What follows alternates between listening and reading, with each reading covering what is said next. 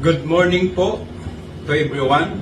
Our voice of truth this morning or tinig ng katotohanan ay patungkol po dito sa disciples prayer o tinatawag natin na panalangin na itinuro ng ating Panginoon Hesus sa mga alagad.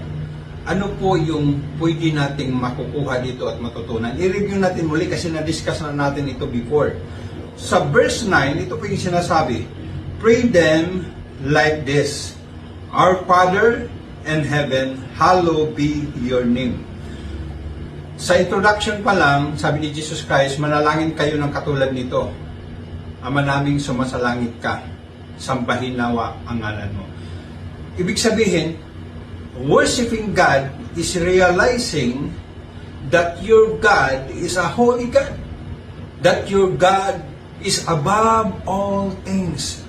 That your God is pure. No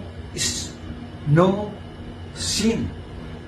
Kaya pag lumapit ka sa Diyos, na-recognize mo ba natin na tayo ay makasalanan? Because God is a holy.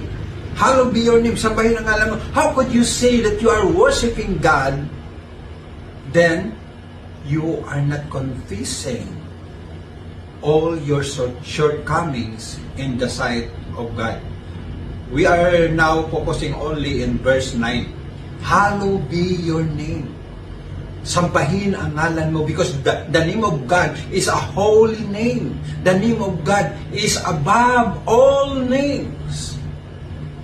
Kaya, this morning, pagpalain po tayo ng Panginoon dito sa verse 9 na ito, recognizing the goodness of God, recognizing the holiness of God, recognizing the right pattern